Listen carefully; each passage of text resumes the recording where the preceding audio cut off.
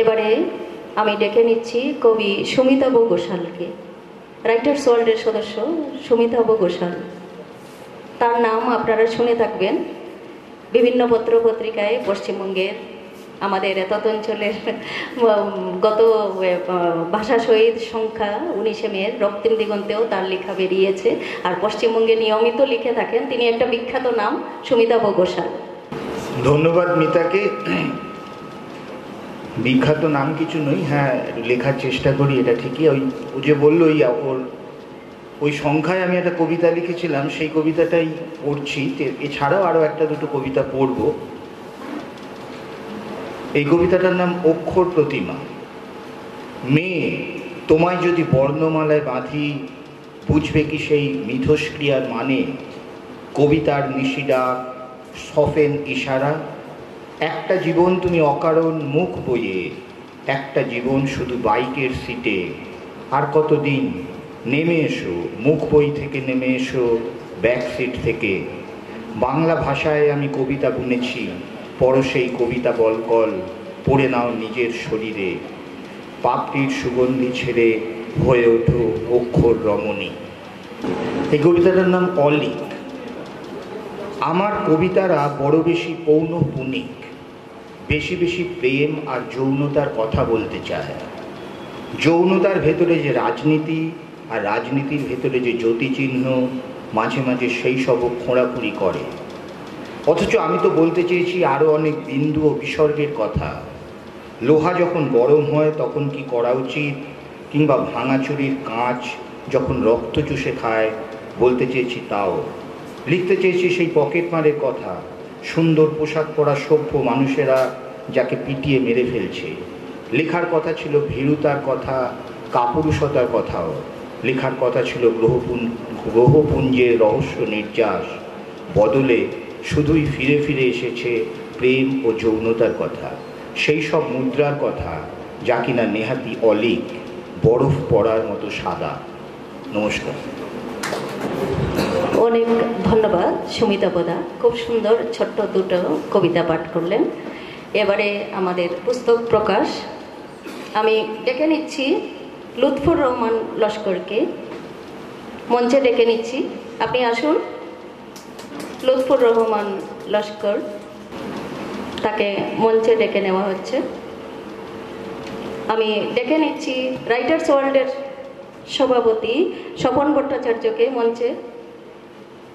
আমি ডেকে নিচ্ছি আমাদের এতদ অঞ্চলের বিখ্যাত কবি মুহাজির হোসেন চৌধুরীকে। আমি ডেকে নিচ্ছি ভাষা সংগ্রামী, 61-র ভাষা সংগ্রামী সুনীল রায় মহাশয়কে।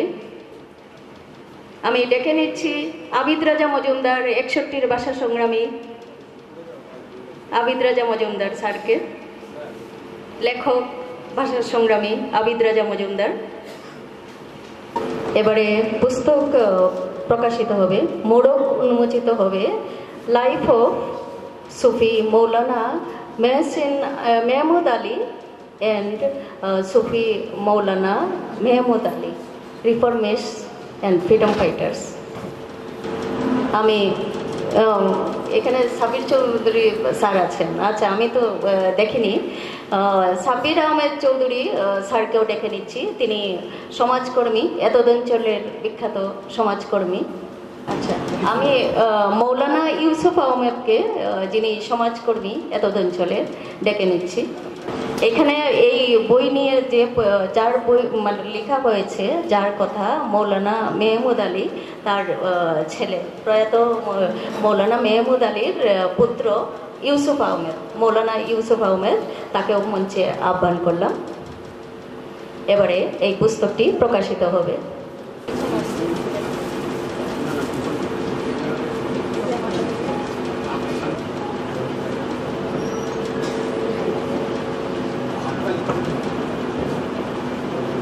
Life of Sufi Maulvi Mahmud Ali and Sufi Maulana Mohsin Ali, reformists and freedom fighters at their times.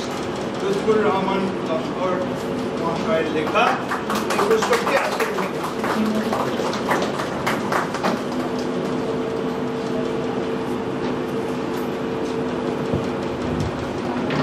Life of Sufi Maulavi Mehmood Ali and Sufi Maulana Mohsin Ali, reformists and freedom fighters and their times.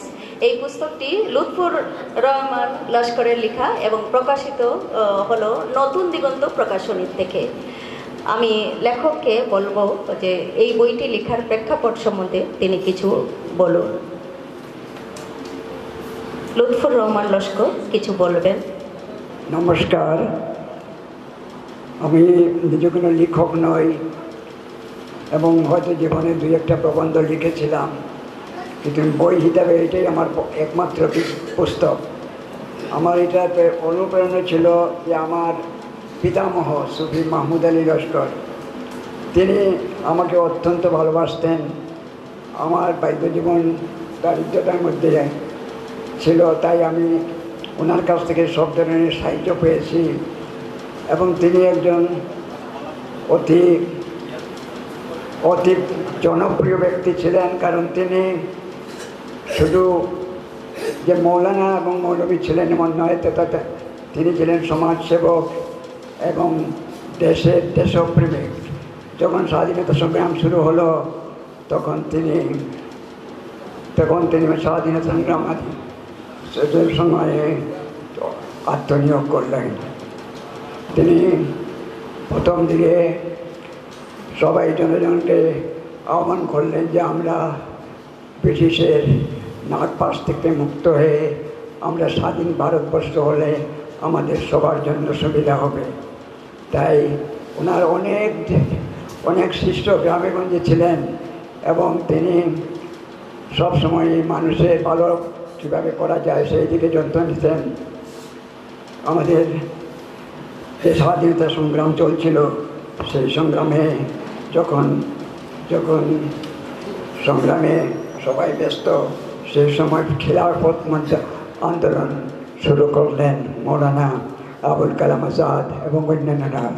তিনি সেই সংগ্রামে তিনি যোগ দিলেন এবং কাছাড়ে তিনি এই খিলাফত আন্দোলনের প্রেসিডেন্ট হিসাবে নিযুক্ত করা হলো। কামিনী কুমার চন্দ্র মহাশয়, যিনি অত্যন্ত পপুলার কংগ্রেস লিডার, যাকে the crown Prince of Assam বলা হতো, তিনি ওনার সঙ্গে যোগাযোগ করে যাতে ভারতবর্ষ কীভাবে স্বাধীনতা সংগ্রামে এগিয়ে যায় সেই চেষ্টা নিলেন এবং সেই সঙ্গে সঙ্গে তিনি কামিনী কুমার চন্দ্র একসঙ্গে কংগ্রেস প্রেসিডেন্ট হিসেবে কাজ করেছেন এবং খিলাফত প্রেসিডেন্ট হিসেবে কাজ করেছেন। তিনি যেভাবে ধৈর্য সহকারে কাজ করেছেন এর একটা ইতিহাস, ওটা আমার এই পুস্তকে আমি তুলে ধরবার চেষ্টা করেছি। এবং তিনি স্বাধীনতা যখন দেশ পেয়ে গেল তখন তিনি রাজনীতির দিকে সরে গেলেন।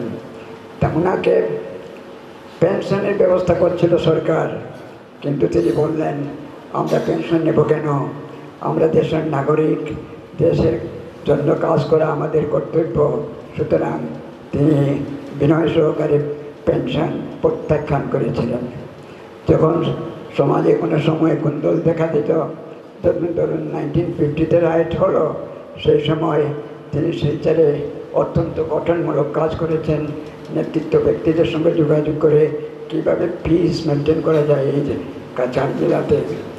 এবং সেই জন্য বিরাট একটা মিটিং এখানে হয়েছিল অনেক জায়গায়, সেখানে তিনি সবাইকে নিয়ে একসঙ্গে মোনাজাত করেছেন যে আমাদের শান্তির প্রয়োজন এবং ঈশ্বর সেই প্রার্থনা কবুল করেন এবং বরাক ভ্যালিতে শেষ পর্যন্ত শান্তি বিরাজ করল। মিসেস ইন্দিরা গান্ধী বলেছিলেন Barak valley is a board of piece. ওই পিস ওনাদের আশীর্বাদ রয়েছে, সব কমিউনিটির লোক এনে মিলেমিশে চলবো, এই দীক্ষাই ছিল ওনার। সুতরাং আমি এই পুস্তকে এই সমস্ত কিছু আলোকপাত করেছি যেগুলো আমার বাল্যকাল থেকে মনে দেখেছি এবং আমি কোনো রাইটার নয়, আগেও বলেছি। এবং এই যে বইখান লিখলাম ওটা সুন্দরভাবে আমাদের আজকের এই সবার উদ্যোক্তা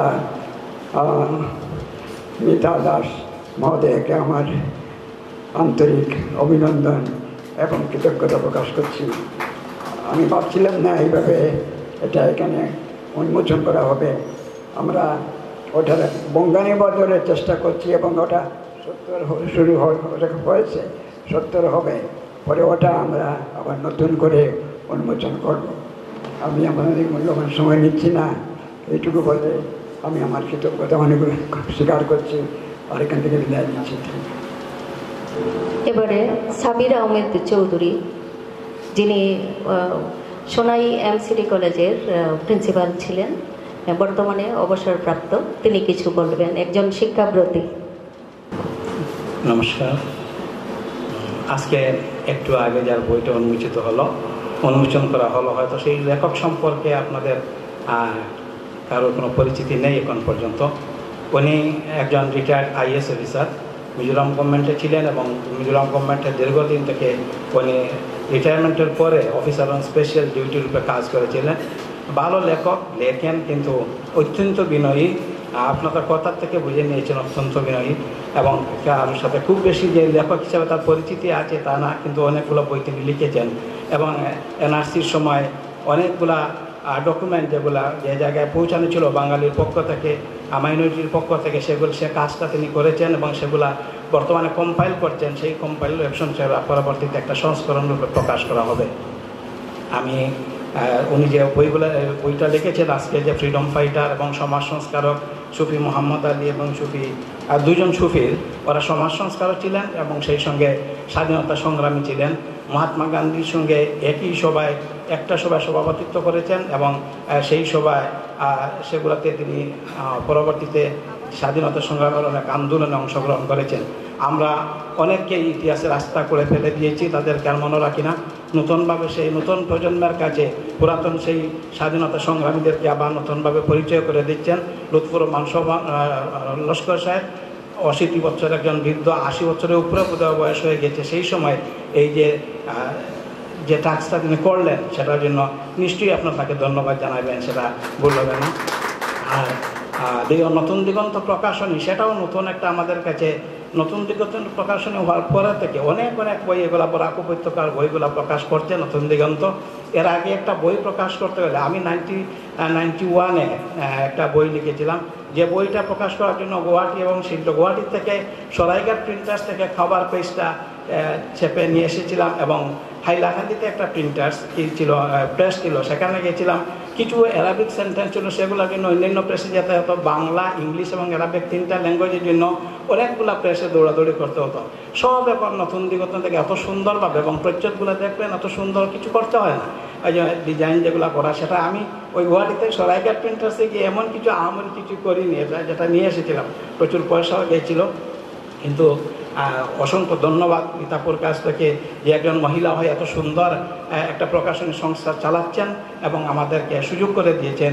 বরাক উপত্যকার অনেকেই এখন দেখছেন, কিন্তু ভালো হোক, কোয়ালিটি গুণগত দিক দিয়ে কত দূর উন্নত সেটা আমি বলবো না, সেটা যাচাই করে আপনারাই করবেন। কিন্তু সেই সুযোগটা করে দিয়েছেন, সাহিত্য সংস্কৃতি চর্চার সেই প্ল্যাটফর্ম আমাদেরকে সৃষ্টি করে দিয়েছেন মিতাপুর ট্রাস্ট, তারকে জন্য আমি অসংখ্য ধন্যবাদ জানাচ্ছি আমাদের বইতে পক্ষ থেকে। আর আমি আপনাদের সময় নষ্ট করছি না, আবার আপনাকে ধন্যবাদ করে এই বইটা পড়ার অনুরোধ রেখে, যারা স্বাধীনতা সংগ্রামে যারা অংশগ্রহণ করেছিলেন, যারা আমাদের জন্য অনেক কিছু করে গেছেন, তাদেরকে অন্তত জানি যদি, তাহলে অন্তত কৃতজ্ঞতা প্রকাশ করা হবে, সেই আশা ব্যক্ত করে আমি শেষ করছি। ধন্যবাদ আপনাদের সবাই।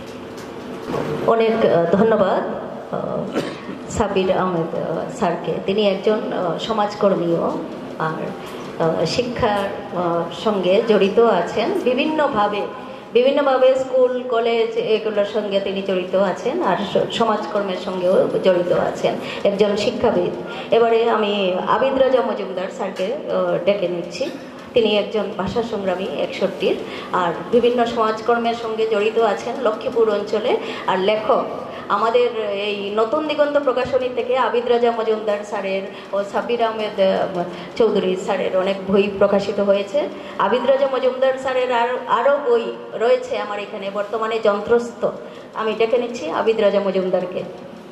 রাইটার্স ওয়ার্ল্ডের প্রতিজন সদস্যের প্রতি আমার নমস্কার।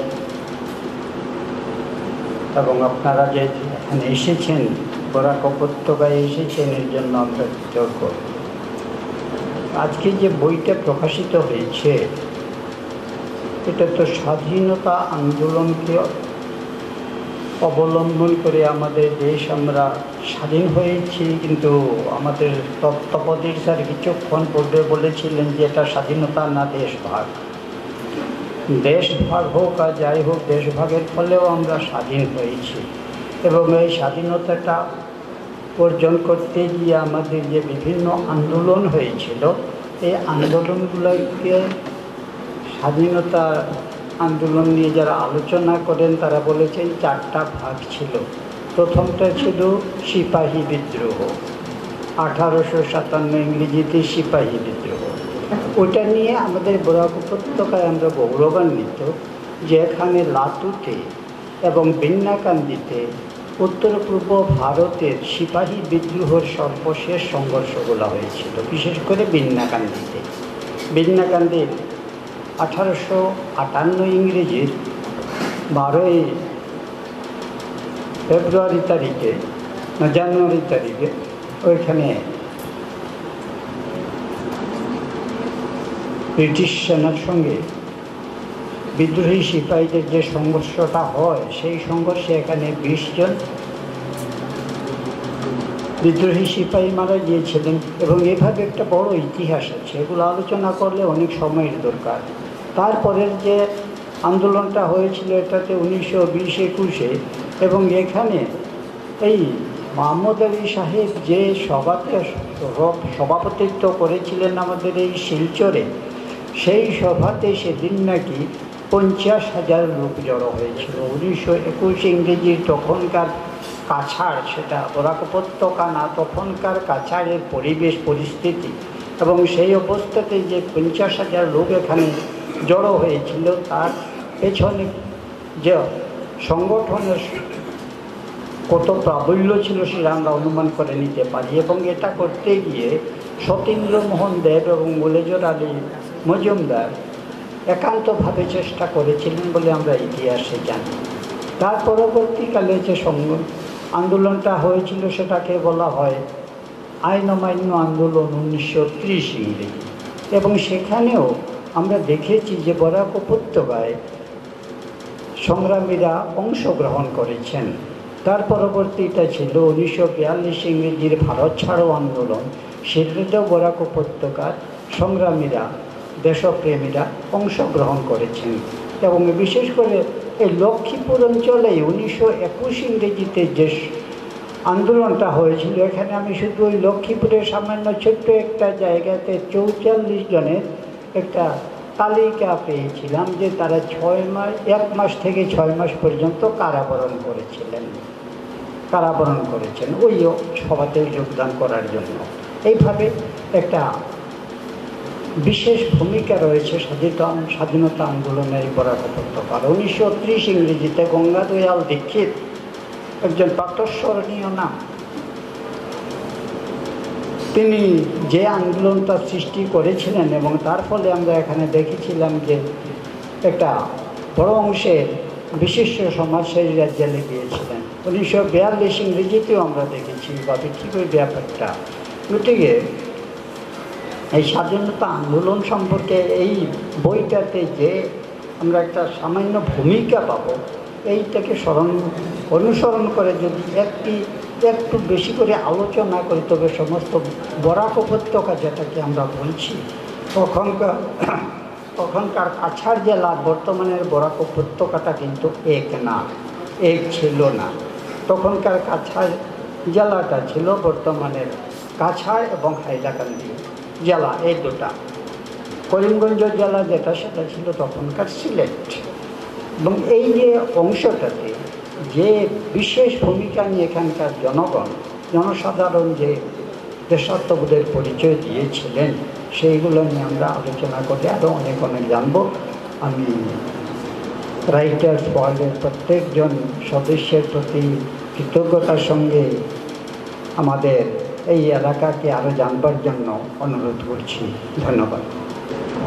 এবারে রাইটার্স ওয়ার্ল্ডের সভাপতি স্বপন ভট্টাচার্য মহাশয়কে বলছি, আপনি কিছু বলুন, আমাদের আপনার অনুভূতিটা বলুন, যে আমাদের এখানে আপনি কেমন দেখছেন, কেমন বরাক উপত্যকায় আপনি আমাদের ভাষা সংস্কৃতি সম্বন্ধে আপনার কি ধারণা হচ্ছে, আর আজকে যে পুস্তক প্রকাশ আপনার হাত দিয়ে হলো অন্যদের সঙ্গে, তো সে সম্বন্ধে আপনার কি অভিমত, এই ব্যাপারে কিছু বলুন।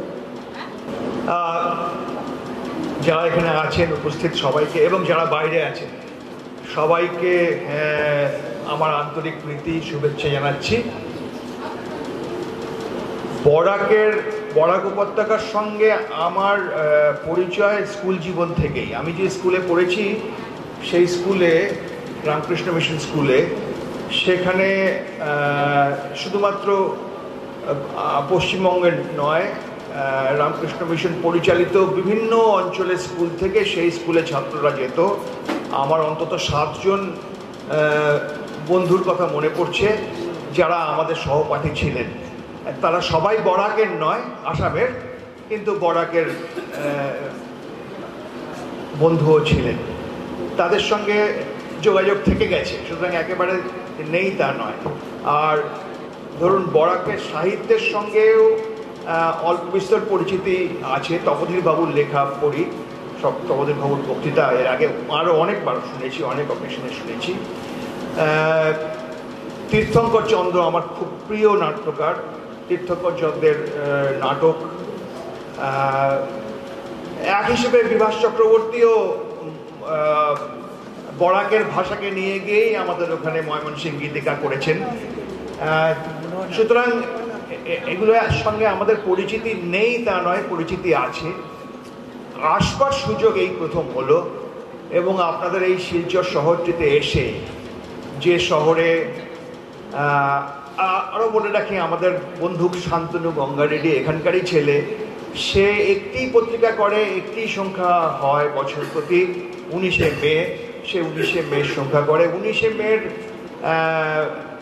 যে গুরুত্ব, সেটা ইতিপূর্বে কেউ একজন বলে গেছেন, ওই সুবিধা দিয়ে বলে গেছেন বোধহয়, যে আমাদের কাছে যতটা 21শে আমরা গুরুত্ব দিই ততটা হয়তো 19শে দিই না। কিন্তু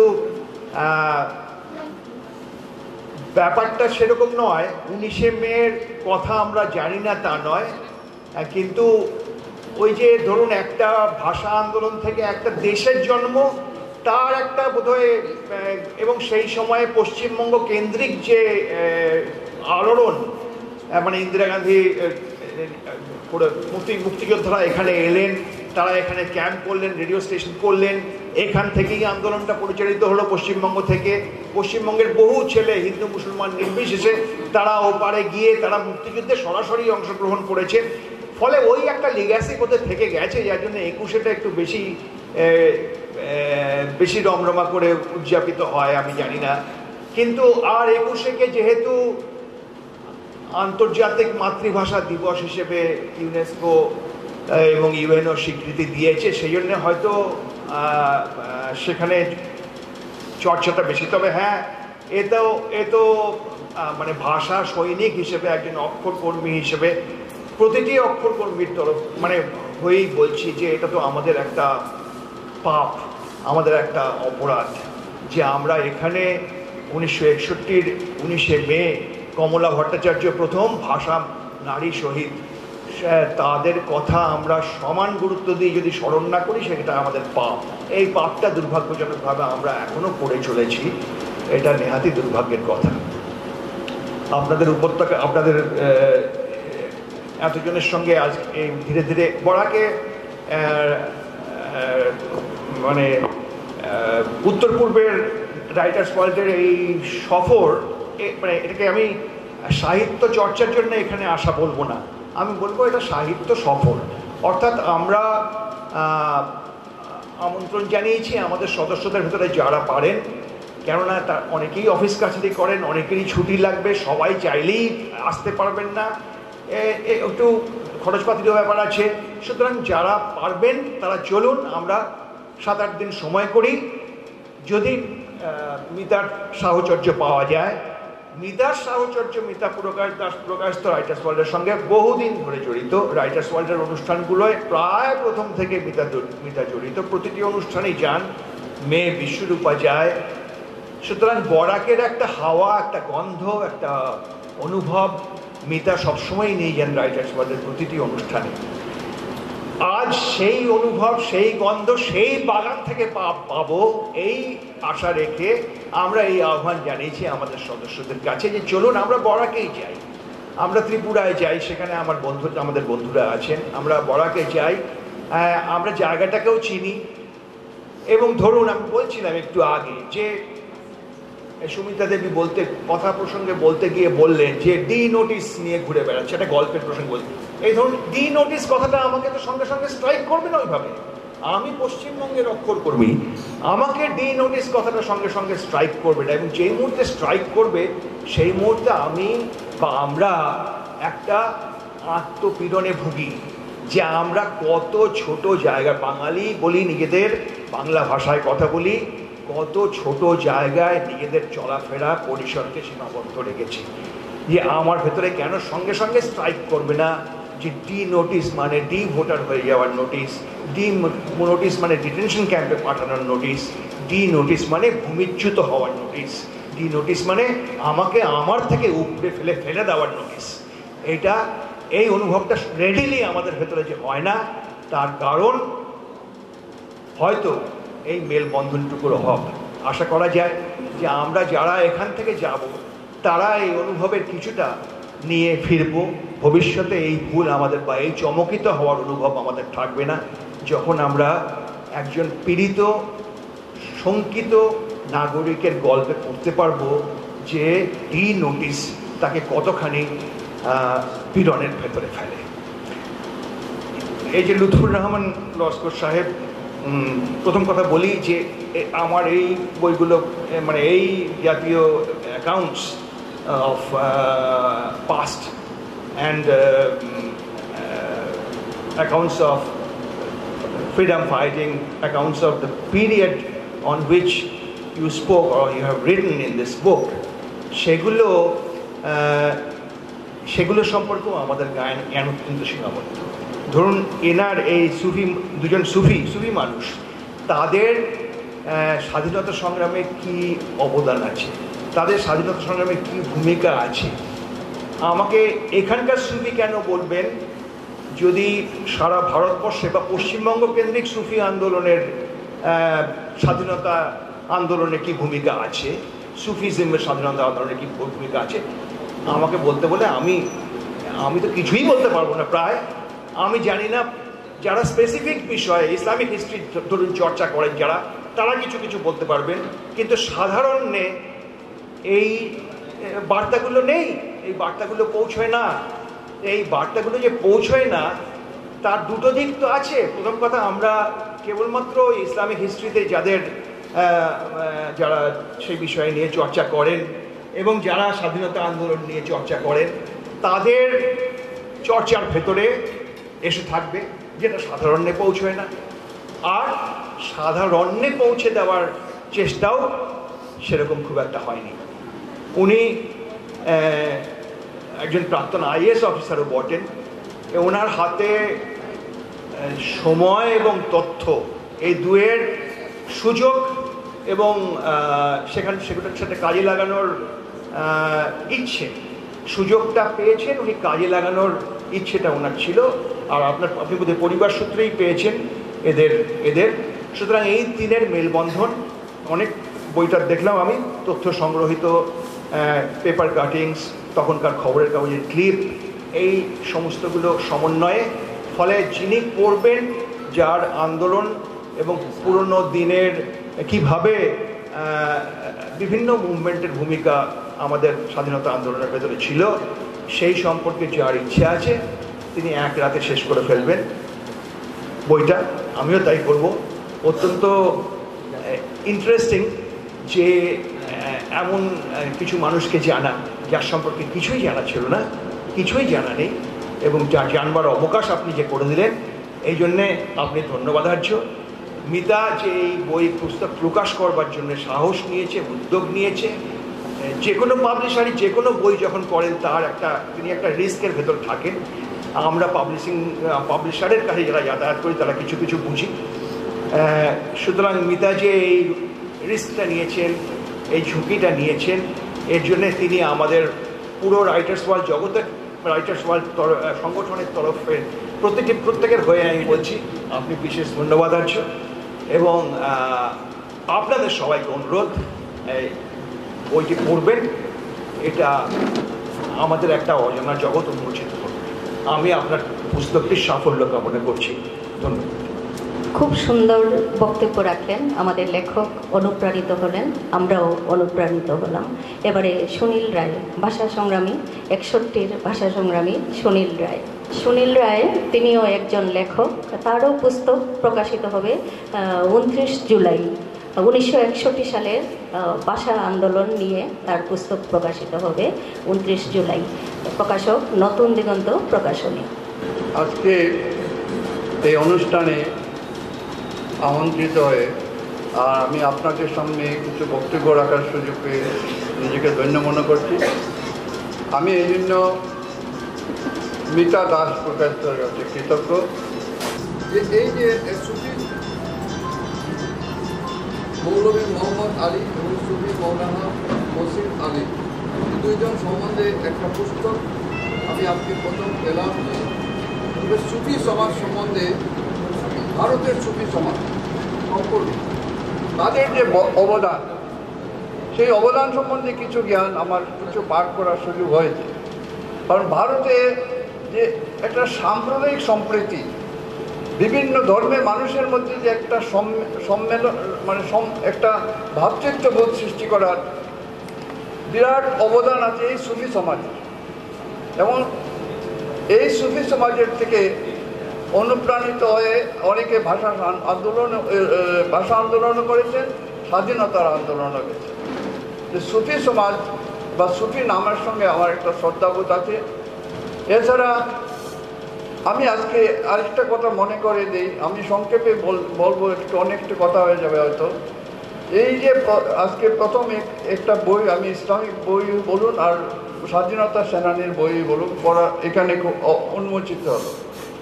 আমাদের বরাক উপত্যকায় এমন একটা সময় ছিল 60-এর দশকে, বিশেষ করে 61-র পরে। 61-তে আপনারা জানেন 61 ভাষা আন্দোলনকে স্যাবোটাইজ করা হয়েছিল। 61-র ভাষা আন্দোলনটাকে স্যাবোটাইজ করে মানে সরকারিভাবে দাঙ্গা লাগিয়ে সেখানে এটাকে আন্দোলনটাকে ভঙ্গ করে দেওয়া হয়েছিল। 61-র আন্দোলন কোনো সফল আন্দোলন নয়, এটা একটা স্থগিত আন্দোলন। সেই 61-র ভাষা আন্দোলনে যে বইটা ছোটো একটা বই আমি লিখছি, সেই বইটার লেখা আছে ভাষা আন্দোলন 61-র ভাষা আন্দোলন চলছে, চলবে। কারণ 61-র ভাষা আন্দোলনের যে দাবি ছিল, মূল দাবি, যে আসামের বাংলা ভাষা দ্বিতীয় রাজ্য ভাষার মর্যাদা চাই। সেই ভাষার মর্যাদা আমাদেরকে দেয় নেই। আর যে বলা হচ্ছে কি শাস্ত্রী ফর্মুলাতে আমরা বরাক উপত্যকা বা কাছাড় জেলায় বাংলা ভাষা পেয়েছি, সেটা তো আমরা চাইনি। ওটা তো তোমরা বলেছো।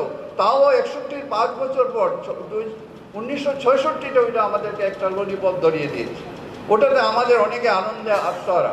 আসলে আন্দোলন তো শেষ নয়, আন্দোলন শুরু হয়েছিল 61-তে, দাবিয়ে দেওয়া হয়েছে দাঙ্গা বাঁধিয়ে। সে দাঙ্গাকারী মানুষ ছিল না এখানে। আমরা সেই দাঙ্গার রেশ কিন্তু 61-র দাঙ্গা বারে বারে বছরে বছরে আমরা দেখতাম 61-র পরে।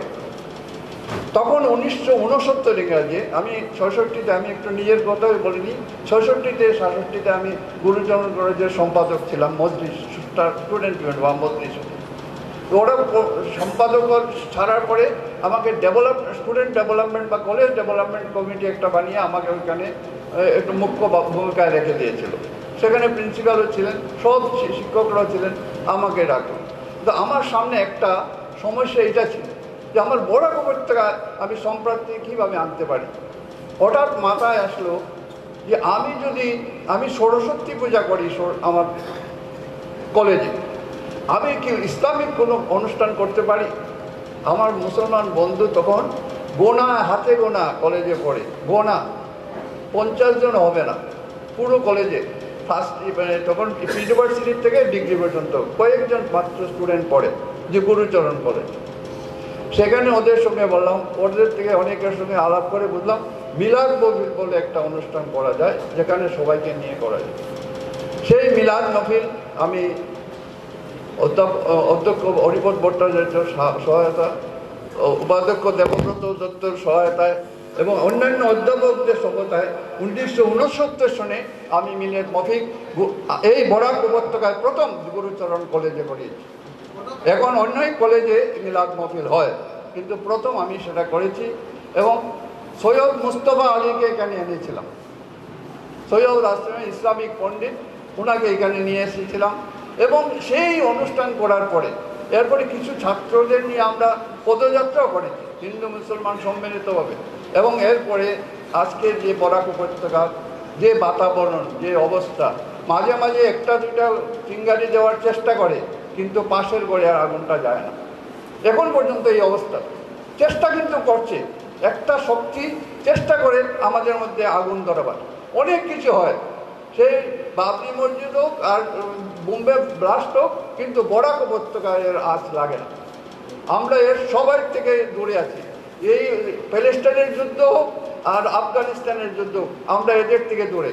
বরাক উপত্যকার এই ভাবমূর্তিটাকে বাঁচিয়ে রাখতে আমরা সম্মিলিতভাবে বরাক উপত্যকার ইতিহাস তুলে ধরব, এইটা আশা করি। আমার বন্ধু আবিদ রাজা চৌধুরী, মহা পণ্ডিত ব্যক্তি, আজকে ওনার থেকে বলছি, আমি অনেক আগে আমি ছাত্র জীবনে শুনছিলাম আমার এক শিক্ষকের মুখ থেকে, যে এখানে আমাদের কাছাড় জেলায় সিপাহী মিউটনির কিছু সেনা এখানে এসেছিলেন, যারা ইংরেজের সঙ্গে যুদ্ধ হয়েছে। উনি বাসকান্দি, বেতুগান্ধীর নাম বলে, বেতুগান্ধী। আর আরেকটা জায়গা কেউ আমাকে বলছিলেন যে ভুবন পাহাড়ের নিচু দেশে ও একটা সংঘর্ষ হয়েছে। আমি এর ইতিহাস দেবব্রত দত্ত থাকার সময় আমি চেষ্টা করেছি, কিন্তু আমি ঐতিহাসিক তথ্য আমি পাইনি। আর আমাদের যে ডিস্ট্রিক্ট রেকর্ড অফ কাছাড়, এইটা সেই সময় ছিল গৌহাটি। আমরা চেষ্টা করেছিলাম ডিস্ট্রিক্ট রেকর্ড অফ কাছাড়, যেটা প্রি ইন্ডিপেন্ডেন্ট, সেই রেকর্ডটায় আনার, আমরা সেই ইতিহাস আনতে পারিনি। আমি নিজে চেষ্টা করেছি দেবব্রত দত্ত থাকার সময়। সদ্য দেবব্রত দত্ত যেটুকু ইতিহাস পেয়েছেন সেগুলো নিয়ে বেশ অনেক তথ্য দিয়ে অনেক কিছু লিখে গেছেন, এই ডিস্ট্রিক্ট রেকর্ডস অফ আমাদের কাছাড়। এই যে আমাদের কাছাড়ের ইতিহাসটা এখনও কিন্তু আমরা সবটা জানি না, এবং কাছাড়ের ইতিহাস সবটা না জানার পিছনে আমাদের ঠিক সেইভাবে রিসার্চ হয় না। আমাদের কাছাড়ের রিসার্চ না হওয়ার জন্য এখনো আমাদের এটা হয়নি। এই আমি বলছি যে এই সমস্ত বই আমাদেরকে এই সব অনেক কিছু জানতে সহায়তা করবে, এবং আমরা আশা করবো আবিদ রাজা চৌধুরীর মতো পণ্ডিত ব্যক্তি আছেন, তারা নিজেরা গবেষণা করে আমাদের সবার জন্য বই লিখবেন, আমরা পড়তে পারব। আজকে আমাদের এখানে সাহিত্য চর্চা হয়েছে, সাহিত্য চর্চায় অনেক জনের নাম হয়েছে। অনেকে বলছেন পুরুষরা সাহিত্য লিখছে, অনেকটা মহিলারা লিখত না। গায়ক 60-এর দশকে একজন মহিলার নাম বলে আমি পারছি না, তিনি রুচিরা শাহ। সেই পুরুষ সমাজ, মানে পুরুষ সমাজে পুরুষের সঙ্গে লড়াই করে যে কবিতা লিখত, সাহিত্য রচনা করত, সেই রুচিরা শাহ। এই রুচিরা শাহ কিন্তু বেশ আন্তর্জাতিক মানের একজন সাহিত্যিক। সুতরাং ওই একটা নাম বাদ গিয়েছে আমার জানা মতে। এরপরে তো এই 2000 সন থেকে তো অনেক সাহিত্য রচনা করছেন, অনেক। আজকে আমি বলবো পুরুষের থেকে মহিলার সংখ্যা বেশি। যে যারা একসময় পুরুষের সাহিত্য করে বলতেন, এখন আর সেই জায়গাটা মহিলারা দখল করে নিয়েছে। আমি সাহিত্য কবিতার জগৎটা এখন বেশিরভাগ মহিলাদের হাতে দিয়েছি। আমি এই আমরা মাতৃভাষা সুরক্ষার সময় একটা দুইটা ম্যাগাজিন বাইর করি আমরা বছরে। সেখানে আমি স্থানীয়দের লেখার জন্য জোর দিই, এবং এই লেখা 2006 বা 2007 সন থেকে আরম্ভ করেছি। তখন আমি সম্পাদক ছিলাম। সেখানে বলছি আমার এখানে যা পারো লেখো, আমরা তাই ছাপাবো। এবং এতে যে অনেকেই লিখতে লিখতে প্রতিষ্ঠিত সাহিত্যিক কবি এখন। তো আমি জানি যে চর্চা করার সুযোগ পেলে হয়। আমি এখন আরেকটা কথা মনে করছি হঠাৎ, যে একদম প্রান্তিক স্তরের মানুষ কি সাহিত্য চর্চা করে? নিশ্চয় করে। আমাদের এখানে এই ছেলেটি আজকে এখানে নেই, একজন স্কুল শিক্ষক। আমি ছেলেই বলছি, অনেক ছোট আমার, সে প্রতাপ সাহিত্য চর্চা বলে একটা বই, একটা ম্যাগাজিন বাইর করে, এটা এখন ম্যাগাজিন হয়ে গেছে বলে। যাই হোক, ওইখানে প্রান্তিক মানে যে ছেলে মেয়েদের মা বাবা ঘর মুছে, যার বাবা মাছ মারে বাজারে বিক্রি করে, সেই বাবার ছেলে মেয়েরা সাহিত্য চর্চা করে, কবিতা লেখে, তাদের কবিতা ওই ম্যাগাজিনে ছাপা হয়। এইটা কত বড় গর্বের বিষয়। আমরা ওদের কথা ওদেরকে বলতে দিই না তো, আমরা দখল করে থাকতে চাই, ওদেরকে টেনে আনুন।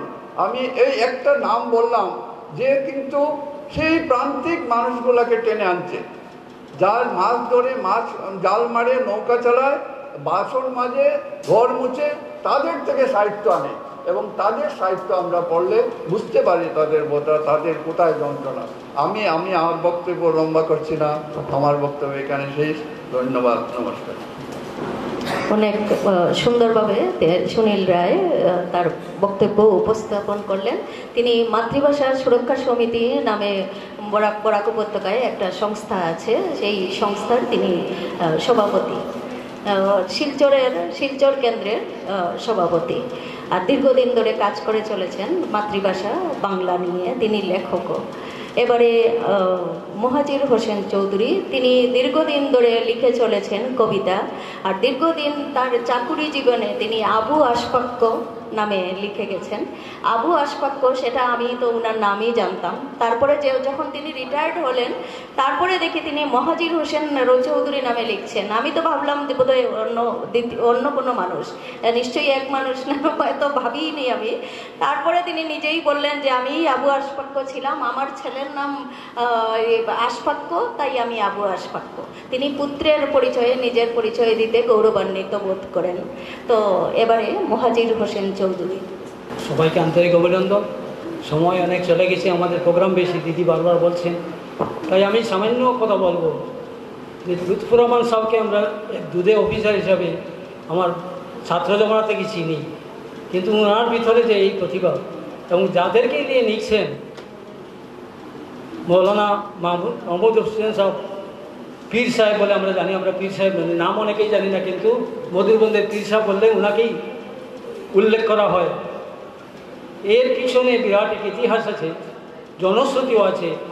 যে সময়ে আমাদের মুসলিম সমাজ বেশিরভাগ স্বাধীনতা আন্দোলনে একটা নতুন দেশ সৃষ্টি করার জন্য মুসলিম লীগের পিছিয়ে সাপোর্ট দিত বেশিরভাগ মানুষ, সেই সময় উনি জমিয়তের জান্ডার নিচে এসে স্বাধীনতা সংগ্রাম করেছিলেন। এবং সেই সময়কার জমিয়তের নেতা হুসাইন আহমদ মদানী রহমতুল্লাহ আলাইহি যখন এখানে এসেছিলেন, তার উপর আক্রমণ হয়েছিল। সেই আক্রমণ প্রতিহত করার জন্য পীর মাহমুদ আলী সাহেব তার নিজস্ব করে জায়গা দিয়েছিলেন, এবং সেখানে গুলাগুলিও হয়েছিল। এখনও পর্যন্ত বোধহয় গুলির চিহ্ন আছে। তো এই জাতীয় ঐতিহাসিক পুরুষ যারা, আমাদের নতুন প্রজন্ম কিন্তু একেবারে অন্ধ, তাদেরকে জানানো দরকার। আমাদের নতুন দিগন্ত প্রকাশনী তার প্রচেষ্টা নিচ্ছে, আমরা সমাজের একটু কলম চালাতে পারি, তারা যেন আরও কিছু উদ্যোগ নেই, যেন আমাদের যে সম্মিলিত সংস্কৃতি যেটা আছে এই বরাকের বাংলার, তাকে যেন আরও উজ্জীবিত করতে পারি। এই কথা বলে আমি লেখককে ধন্যবাদ দিয়ে আমার বক্তব্য শেষ করব। পুস্তকের মোড়ক উন্মোচন হলো life of Sufi Maulvi Mahmud Ali and Sufi Maulana Mohsin Ali, লেখক লুৎফুর রহমান লস্কর। এবারে আমি রাজীব গাঠিকে ডেকে নিচ্ছি, রাইটার্স ওয়ার্ল্ডের সদস্য, দুর্গাপুর থেকে তিনি এসছেন। কবি রাজীব গাঠি, তিনি সম্পাদকও, তিনি শিল্প সাহিত্য নামে একটি পত্রিকা প্রকাশ করেন। রাজীব গাঠি। নমস্কার। আমাদের বাংলা ভাষায় যখন আমরা কাজ করতে এলাম, তখন আমাদের দুটি তীর্থস্থান পূর্ণ করার ইচ্ছা ক্রমশ নাড়া দিল মনের মধ্যে। প্রথমটি ছিল অবশ্যই ঢাকা, এবং দ্বিতীয়টি ঢাকার সেই রক্তাক্ত রাজপথ যেখানে বাংলা ভাষার জন্য বাঙালিরা প্রাণ দিয়েছিলেন, আর দ্বিতীয়টি এই শিলচর। ক্রমশ ঢাকার যাওয়ার পথ প্রশস্ত হলো, এবং 2011 সালে আমার প্রথম সৌভাগ্য হয়েছিল সেখানে যাবার। পরে অনেকবার গেছি। শিলচর গত 2 বছর আগে 19শে মে মিতাদির সাথে কথা হয়েছিল, সেই মতো অনুষ্ঠান সাজানো, টিকিট কাটা সবই হয়ে গেছিল। কিন্তু সেই সময় প্রাকৃতিক বিপর্যয় এতটাই তোলপাড় করেছিল শিলচরকে এবং পার্শ্ববর্তী অঞ্চলকে, আপনাদের হয়তো মনে থাকবে। শেষ মুহূর্তে আমরা 16ই মে আমাদের টিকিট বাতিল করতে বাধ্য হই। এইভাবেই শিলচরকে ভালোবেসে আসার চেষ্টা চলছিল, সেই চেষ্টাই যাই হোক রাইটার্স ওয়ার্ল্ডের হাত ধরে আজকে পূর্ণ হলো। ভালো লেগেছে আয়োজন। বাংলা ভাষা নিয়ে যে দুটি সমৃদ্ধ বক্তব্য শুনলাম তাতেই পুরোপুরি অনুষ্ঠানের সফলতার সংজ্ঞা দেওয়াই যায়। তবুও দু একটি কথা বলবো, যদিও আমার একটা বিষয়ের বক্তব্যের কথা ছিল, সেই বিষয়ে যাচ্ছি না আমি, তারপরে একটা কবিতা পড়ব। সেটি হলো যে একটা আশঙ্কার মধ্যে আমরা ভুগছি। বললেন, এক দিদি বলছিলেন, চন্দ্রিমাদি বলছিলেন কিছুক্ষণ আগে, যে তরুণ প্রজন্ম জেগে উঠছে। তরুণ প্রজন্মের বয়স আমরা একসময় জানতাম 35 বছর অবধি যুবকরা বা যুবতীরা তরুণ থাকেন, কিন্তু এখন সেই বয়স বেড়ে গেছে। সেই যাই হোক, আমি একটা কবিতা উৎসব করি। সেই কবিতা উৎসবে পাহাড় থেকে সমুদ্র প্রত্যেকেই কবিরা অনেকেই উপস্থিত থাকেন, প্রত্যেকেই বলবো না। তো সেখানে একটা সমীক্ষা করতে গিয়ে আমাদের মনে হলো যে 2000 সালের পরে জন্ম নেওয়া, 2000 সালের পরে জন্ম নিয়েছে এমন কেউ সিরিয়াসলি বাংলা সাহিত্য করতে আর আসছে না। তাহলে আমি শেষ যাকে পেয়েছি তার ওই গৌরাঙ্গ মণ্ডল, তার বয়স, তার 98 সালে জন্ম। তো সুতরাং 98 সাল থেকে 2024 সাল, অর্থাৎ এই 26 বছরের যে একটা গ্যাপ তৈরি হলো এবং আরও ক্রমশ এই গ্যাপ বাড়বে, এমন তো নয় যে 2025 সাল থেকে সিরিয়াসলি বাংলা সাহিত্য করতে তরুণরা বা যুবকরা ঝাঁপিয়ে পড়বেন। তো এই যে গ্যাপটাতে আমি একদম খুব সচেতনভাবেই বলছি, আমার সমীক্ষা এখনো পর্যন্ত একজনও ধরা পড়েনি। আমি প্রত্যেকটা জেলায় যারা সাহিত্য চর্চা করেছেন তাদেরকেই বলেছি, যাদের 2000 সালের পরে জন্ম এবং সিরিয়াসলি বাংলা সাহিত্য নিয়ে কাজ করছে বা লিখছে, লেখালেখি করছে, এরকম স্কুল ম্যাগাজিনে সবাই লিখছে, ওটা বাদ দিন। তো এই জায়গাটা আমাদের বড় সংকটের জায়গা। এই জায়গাটা দাঁড়িয়ে আমাদের হতাশার জায়গা তো আছেই, কিন্তু সচেতন হবারও একটা জায়গা আছে। সেজন্য এইটুকু বললাম। এরপরে কবিতায় একদম ছোট ছোট কয়েকটা কবিতা। কবিতা উৎসব। কবিতা উৎসব 1, ছন্দগুলো অবকাশে গুছিয়ে রাখি, যত্নে রাখি অক্ষর লালনের জবানবন্দি। এরপর একটু একটু করে এগিয়ে যাই স্বপ্নের রাশিমালা। যে পথ ধরে আমার নিত্য যাতায়াত, সেখানেই গেঁথে নিই শব্দের অক্ষরমালা। এভাবেই একদিন কবিতা যাপন পূর্ণ করি। লিখে রাখো কোনো অকবির জীবনপঞ্জি, আগামীর কোনো কবিতা উৎসবের ক্যানভাসে। 2, উচ্চারিত হোক নতুন কিছু শব্দের আলোকিত বর্ণমালায় সেজে উঠুক সকাল। কোনো এক ক্লান্ত পথিকের জিহ্বায় লেগে থাকুক কবিতার স্বাদ। ঘাম ভেজা গেঞ্জির গন্ধ মাখতে মাখতে ভেসে যাক কবিতার সন্ধ্যা শ্রমিকের কণ্ঠে। এরপরেও একদিন অমাবস্যার অন্ধকারকেও অতিক্রম করে ঠিক লিখে দেব একটি জ্যোৎস্না সন্ধ্যার কবিতা। 3, সমস্ত উত্তাপ জলের মতো শীতল হচ্ছে, ঠিক ভুল বিসর্জন দিয়ে আমি বন্দনা। এই সময়টুকু লুফে নিচ্ছে ফায়দা, সময় কম, দ্রুততম হতে চাইছি আমি কবি। নীরব সময় হৈ হৈ করে উচ্চারিত শব্দবন্ধ। কবিতা উৎসবের আসর জমজমাট, কথারা ধ্বনিত হচ্ছে অনুরণন আটকে। কেউ না কেউ একটি কবিতা বলবেই। 4, উৎকর্ষতার উজান বেয়ে সেজে উঠছে মঞ্চ, কবিরাই উৎসুক, কবিদেরই ব্যস্ততা। আয়োজনের ঘনঘটায় বিপর্যস্ত কাব্য, চারিদিকে সাধু সাধু রব উঠছে ঘন ঘন। জল জল করে উঠছে কবির চোখ, ঠিক নজরুলের মতোই। থমকে গেছে প্রতিবাদ এখন, শীততাপ নিয়ন্ত্রিত কক্ষে চলছে কবিতা উৎসব। ধন্যবাদ।